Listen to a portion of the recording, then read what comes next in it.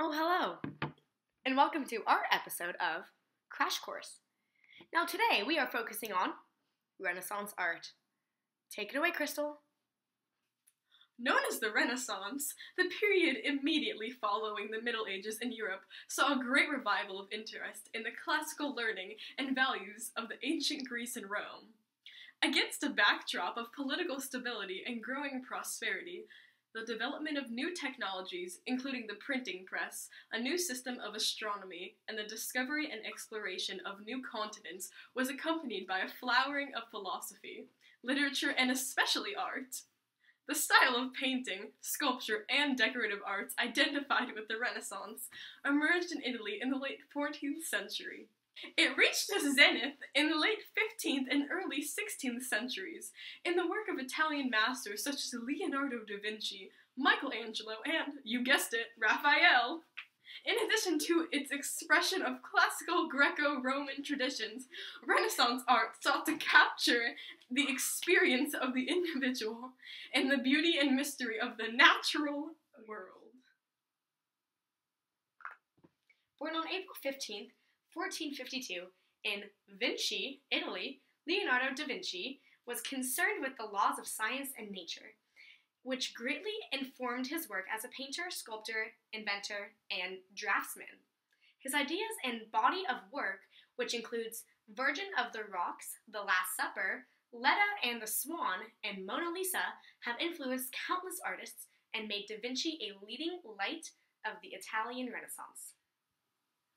In 1482, Lorenzo de' Medici, a man from a prominent Italian family, commissioned Da Vinci to create a silver lyre and bring it to Ludovico il Moro, the Duke of Milan, as a gesture of peace.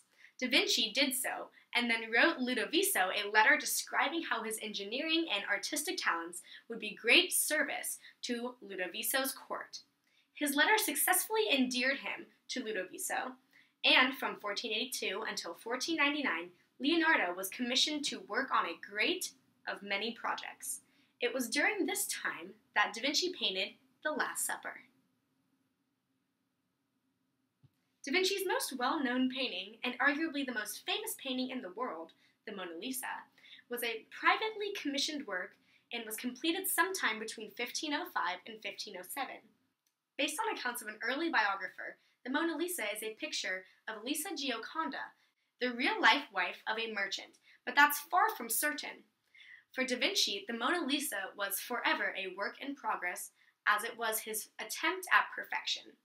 The painting was never delivered to its commissioner. Da Vinci kept it with him until the end of his life.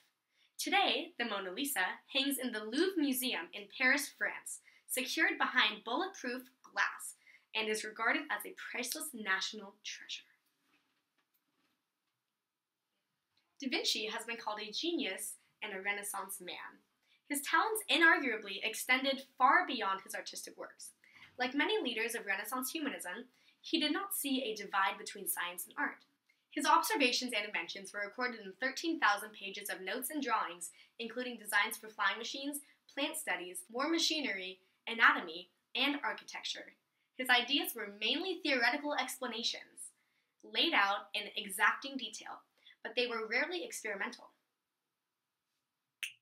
Now let's talk about the Grand Tour. The first person to use this term, Grand Tour, was the Roman Catholic priest Richard Lascelles.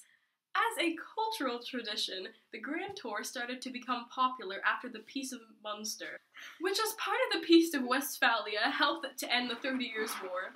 Certainly, by the beginning of the 18th century, European gentlemen and artists began to travel, fueling a general desire to become directly acquainted with other cultures and develop international contacts. Long itineraries, which were often uncomfortable to follow, ran the length of the continent and were deemed indispensable for the development of good taste. It was also one of the few ways for young people to extend their education, notably in languages and fine arts. Michelangelo was born on March 6, 1475 in Italy. Born to a family of moderate means in the banking business, Michelangelo became an apprentice to a painter before studying in the sculpture gardens of the powerful Medici family. What followed was a remarkable career as an artist in the Italian Renaissance. Not long after Michelangelo's relocation to Rome in 1498, his career was bolstered by a representative of the French King Charles VIII to the Pope. Michelangelo's Pieta, a sculpture of Mary holding the dead Jesus across her lap, was finished in less than 1 year and was put in the church of the Cardinal's Tomb. By the end of the 15th century, Rome had displaced Florence as the principal center of Renaissance art, reaching a high point under the powerful and ambitious Pope Leo X. Three great masters, Leonardo da Vinci, Michelangelo, and Raphael, dominated the period known as the High Renaissance, which lasted roughly from the early 1490s until the sack of Rome by the troops of the Holy Roman Emperor Charles V in 1527. Over the course of the 15th and 16th centuries, the spirit of Renaissance spread throughout Italy and into France, Northern Europe, and Spain. Artists in Venice further developed a method of painting in oil directly on canvas. This technique of oil painting allowed the artist to rework an image, as fresco painting did not, and would dominate Western art to the present day. By the later 1500s, the Mannerist style, with its emphasis on artificiality, had developed in opposition to the idealized naturalism of High Renaissance art, and Mannerism spread from Florence and Rome to become the dominant style in Europe.